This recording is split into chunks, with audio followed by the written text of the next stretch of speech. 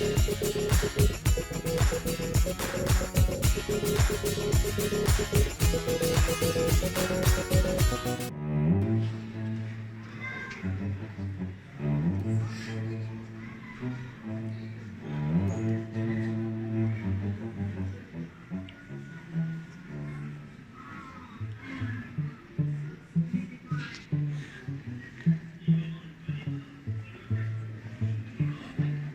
facile. Hein? Je vais faire des ronds.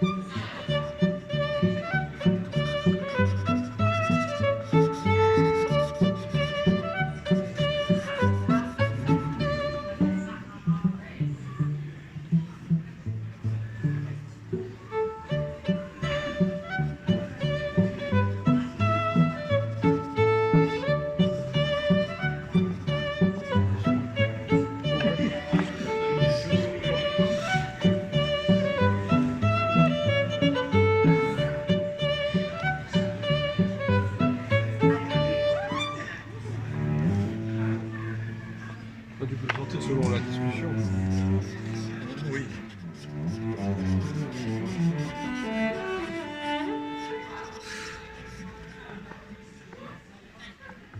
Ça ira, Margot, ça? Ouais. Sinon j'arrache la page.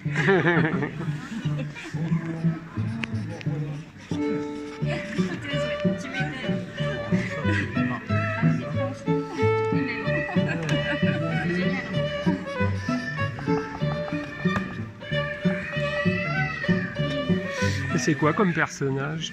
Oh, c'est deux petits garçons et une fille, plus copains et copines que frères et sœurs, comme je pensais au départ. Mais, et puis ils enquêtent à chaque fois, ils mènent des petites enquêtes, parce qu'ils sont beaucoup plus malins que les adultes.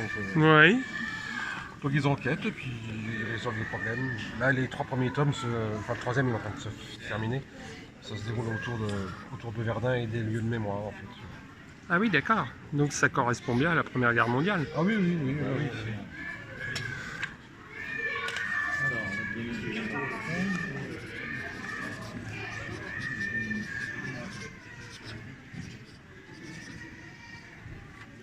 Voilà. Mademoiselle. Alors, Patrick va peut-être te mettre un petit mot aussi. Je vais faire celui-là aussi. Et après, je te fais quoi? Avec un thé. Hein. Je surveille. Hein. Là, je te fais la fille, là. Si ça lui plaît, il y en a. Oui, voilà, ça serait bien que ça lui plaise, parce qu'elle est mal à la faire lire. Ça marche bien aussi. Ouais, oui, qu'elle adore les chiens, donc c'est un bon compromis là. Il ne pense pas de qualité, au contraire, ça marche pas. Hein. Non, mais. Oui, elle est en 6e. Il fait des bouquins, mais il se laisse pas.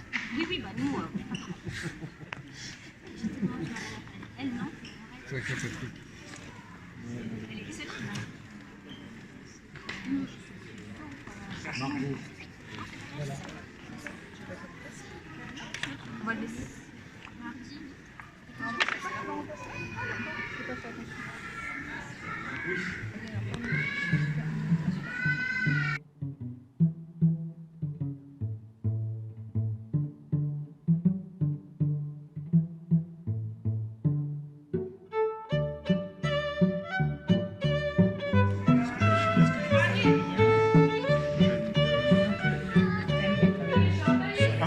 ce que j'aime bien, c'est parler de choses qu'on ne parle pas, de choses moins connues.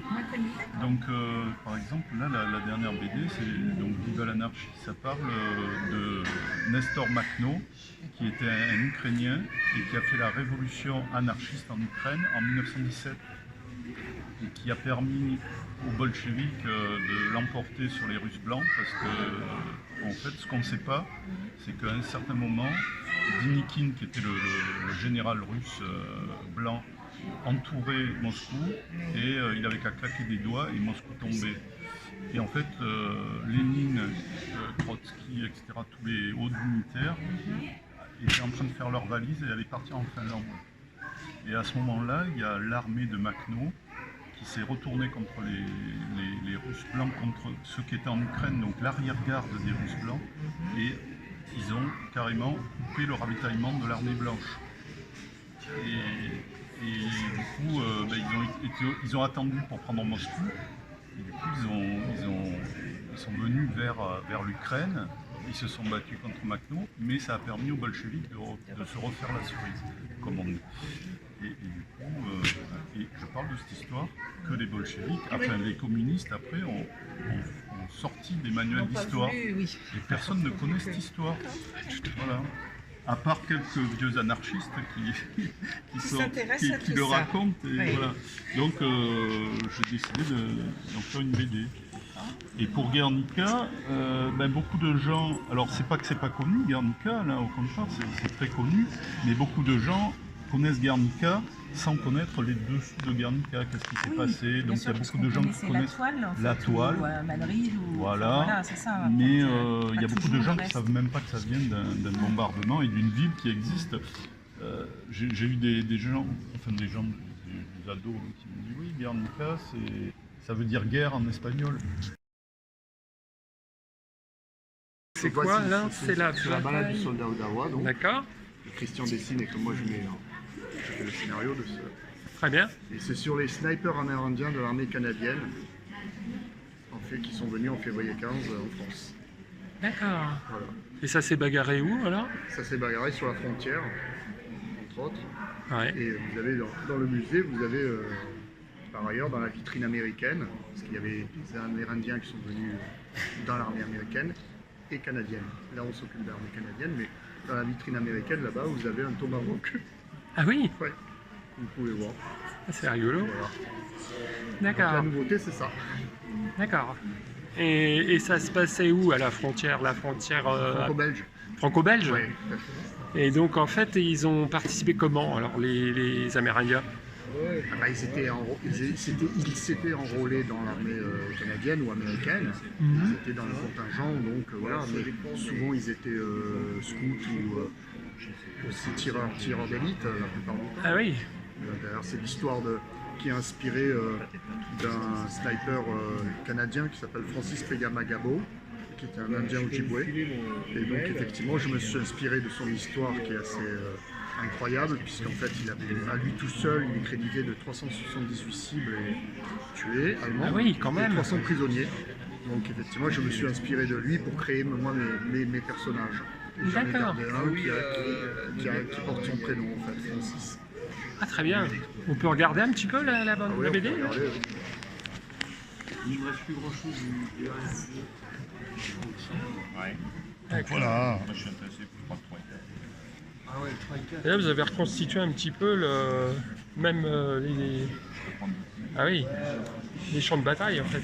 Il y a les. Oui, c'est plutôt des escarmouches, des choses comme ça, parce que c'est des tueurs de l'ombre. Hein. Oui, oui. Bon, j'essaye de ne pas aller dans les pages qui vous révèlent des choses. Ah bah non, faut pas. Hop là, pas là. Faut pas. Voilà. D'accord, très bien. C'est très joli. Hein. Eh bien merci. Merci à vous. Bonjour. Bonjour. Alors, vous êtes au salon de la bande dessinée du musée de la Grande Guerre. Tout à fait, voilà, donc une belle opération à laquelle j'ai été convié. Et c'est très gentil vraiment aux organisateurs d'avoir pensé à moi. Je suis Laurent-Frédéric Bollet, je suis scénariste de bande dessinée depuis 25 ans maintenant, mais oui, le temps passe vite. Et j'ai 60 albums à mon compteur. Ah oui, et sur ces 60 albums, il y en a 2 qui concerne un projet lié à la Première Guerre mondiale. Ça s'appelle Un long destin de sang. Il y a eu un tome 1 et un tome 2. C'est paru il y a quelques années maintenant, bientôt 10 ans. Là aussi, le temps passe vite. Mais enfin bon, donc ici, on m'a fait l'amitié de se souvenir de ce projet. C'est bien. Et donc, je suis censé dédicacer. Mais en tout cas, bon voilà, ça se passe pendant la Première Guerre mondiale, à Paris, en mars 1918, très précisément.